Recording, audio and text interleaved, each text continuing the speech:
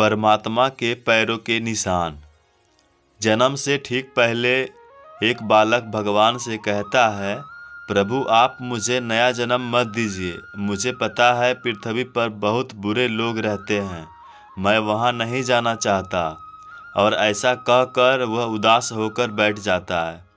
भगवान स्नेहपूर्वक उसके सर पर हाथ फेरते हैं और सृष्टि के नियमानुसार उसे जन्म लेने की महत्ता समझाते हैं। बालक कुछ देर हठ करता है, पर भगवान के बहुत मनाने पर वह नया जन्म लेने को तैयार हो जाता है। ठीक है प्रभु, अगर आपकी यही इच्छा है कि मैं मृतलोक में जाऊं तो वही सही, पर जाने से पहले आपको मुझे एक वचन देना होगा। बालक भगवान से कहता है। भगवान, बोलो पुत्र, तुम क्या चाहते हो?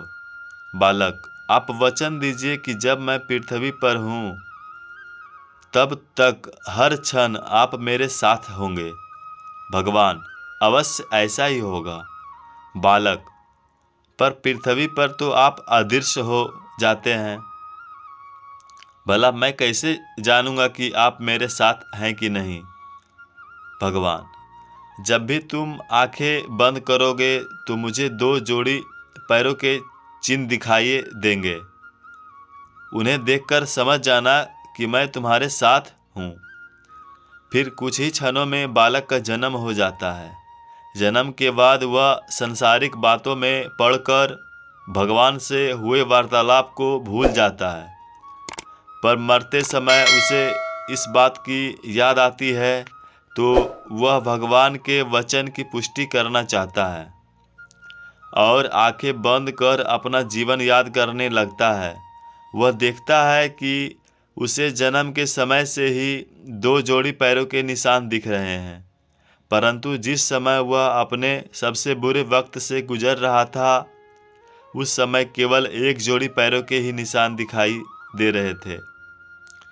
यह देख वह बहुत दुखी हो जाता है कि भगवान ने अपना वचन नहीं निभाया और उसे तब अकेला छोड़ दिया जब उनकी सबसे अधिक ज़रूरत थी। मरने के बाद वह भगवान के समक्ष पहुंचा और रूठते हुए बोला, प्रभु आपने तो कहा था कि आप हर समय मेरे साथ रहेंगे, पर मुसीबत के समय मुझे 2 की जगह 1 जोड़ी पैर ही दिखाई दिए। बताइए आपने उस समय मेरा साथ क्यों छोड़ दिया? भगवान मुस्कुराते हुए बोले, पुत्र, जब तुम घोर विपत्ति से गुजर रहे थे तब मेरा हृदय द्रवित हो उठा और मैंने तुम्हें अपनी गोद में उठा लिया। इसलिए उस समय तुम्हें सिर्फ मेरे पैरों के चिन्ह दिखाई पड़ रहे थे। दोस्तों, बहुत बार हमें हमारे जीवन में बुरा वक्त आता है।